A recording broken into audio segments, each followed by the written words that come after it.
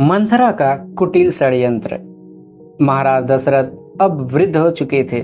उनके सभी पुत्रों का विवाह भी हो चुका था। सभी समर्थ और कर्तव्यनिष्ठ थे तथा अपना उत्तरदायित्व भली भांति समझते थे। सभी में ज्येष्ठ श्री रामचंद्र का युवराज के रूप में अभिषेक कर दशरथ वानप्रस्थ के बारे में सोचने लगे। उन्होंने गुरु वशिष्ठ से विचार विमर्श किया और अपने मंत्री परिषद से भी परामर्श मांगा। सर्वसम्मति से सभी ने श्री राम को युवराज बनाने के उनके निर्णय का समर्थन किया। ऋषि वशिष्ठ की स्वीकृति पर दशरथ ने पुरोहितों को शुभ मुहूर्त निश्चित करने का निर्देश दिया। शुभ वेला निश्चित हुई।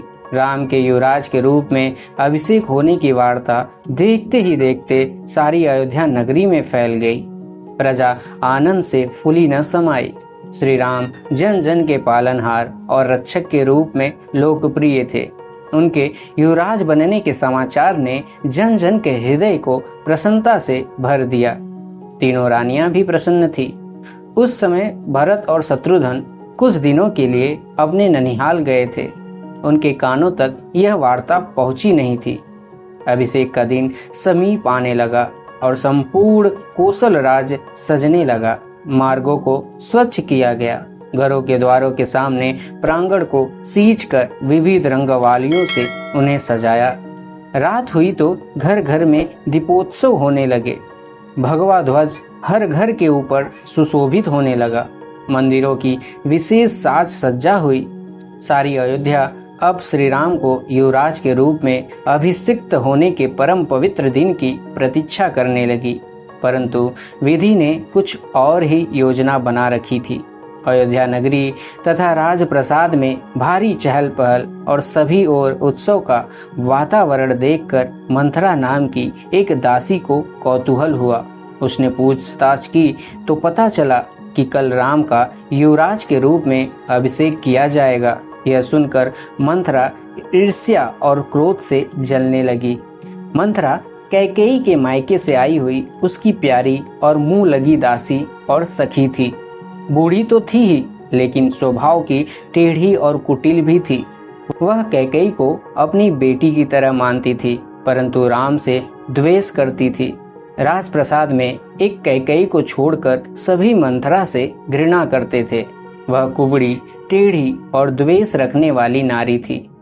अब मंथरा दौड़ती लंगड़ाती हुई कैकेयी के महल में पहुंची और रानी को झकझोरते हुए बोली, अरे उठ पगली, हम पर बहुत बड़ा संकट आने वाला है और तू यहाँ पड़ी विश्राम कर रही है।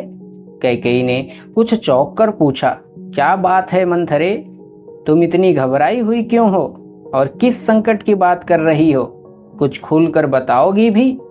मंथरा ने चिढ़कर कहा, क्या तुझे कुछ भी पता नहीं है?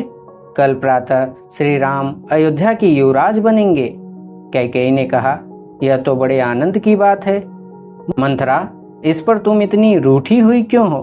राम ही कौशल के युवराज बनने के योग्य हैं। मंथरा ने पैर पटक कर कहा, सत्यानाश हो तुम्हारी बुद्धि का। जिस बात को लेकर तुम्हें कांपना चाहिए उसे लेकर तुम आनंद मना रही हो। तुम्हारी तो मति ही मारी गई। मंथरा, यह सब क्या बोली जा रही हो? अरे रानी, यदि राम एक बार युवराज बन गए तो फिर वह राजा भी बन जाएंगे। तब तो भरत और तुम पर बहुत बड़ा संकट टूट पड़ेगा। क्या अनाप शनाप बक रही हो मंथरे?